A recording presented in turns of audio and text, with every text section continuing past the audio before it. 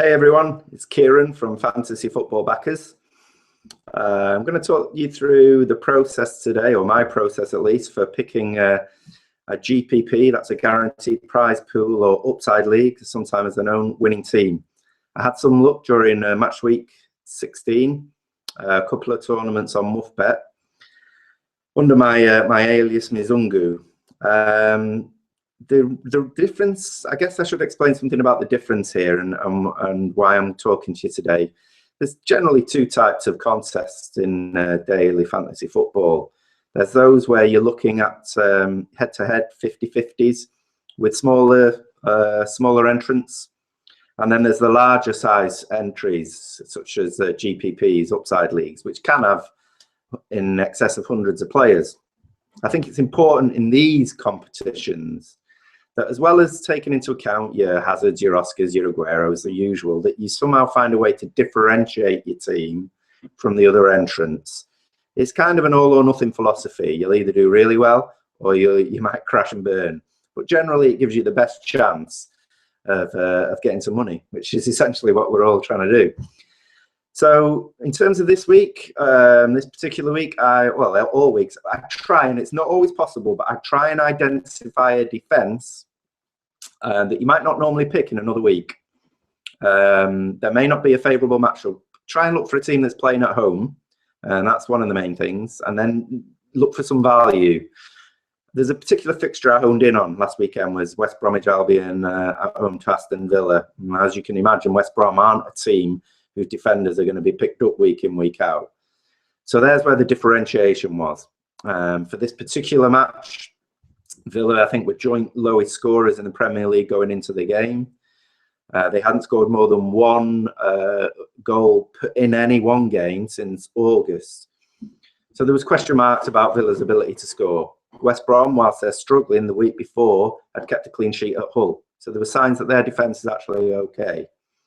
So in terms of my differentiation, that's what I went for. I decided to load my team with West Brom defenders and go from there. The other advantage of picking a team that other managers might not be picking is the value of the defenders. They tend to be cheaper, basically, which leaves you more money in your budget to then go and pick the players you really do want in your team.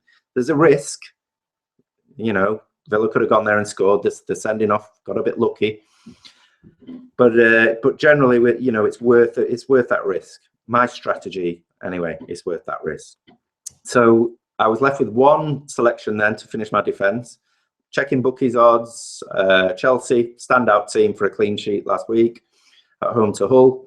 Ivanovic, a regular player, reliable starter, good performer. He completed my defence. So then I'm into the 7 or 8 remaining slots, depending on what formation that you pick for any one week. And of those, I break it roughly 50-50. There's 3 or 4 key players every week that I want in my team. Money isn't an option. And then whatever's left in my budget will go towards filling the rest of my team. So the 3 or 4 I'd identified were Mata, Cazorla, Hazard, and Costa. All elite players. All could explode in any one week, all in good form. Costa, perhaps not, but he was due a goal. Those 4 went in, and then the rest of my selections were based on what budget I had left. Generally, how I try to work that is pick a team who've got a good matchup. Again, maybe playing at home against a team they're likely to have lots of possession and then lots of chances. So I zoned in on Morales and Lukaku for QPR's game for Everton's game at home to QPR. Finally, one selection left.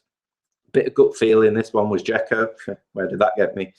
But he'd had a good record previously at Leicester, so I thought with Aguero injured, Jovetic injured, he'd be a guaranteed start. What does he do? He gets injured in the warm-up. I learned a lesson last weekend. I wasn't available to do changes. Luckily, in WoofBet, they have a feature where you can line up your substitutes and they'll automatically transfer one in. So they did that for me. But generally, it's a good idea, especially if money's on the table, to be available when teams are announced so that you can make those changes.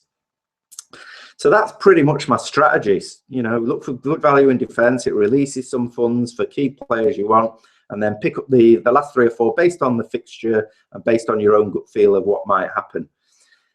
It's got me some success. It's early days yet. Who knows what will happen? I think the important thing is to have a strategy. And whilst there's a risk, the most important thing with upside leagues is to make sure that you differentiate yourself from other managers. There's 100 entrants. You know, managers are going to have the same players. So how do you make your team different to theirs? Sometimes it'll hit, sometimes it'll miss. That's about it. If you want the written version, go along to Fantasy Football Backers. The article's there on the website, along with other articles we're putting on there to help you guys select your teams. And hopefully you'll be regular visitors to the website from now. So that's it from me. Good luck for this weekend, and develop your own strategy. If you don't use mine, develop your own and see where you go. Cheers.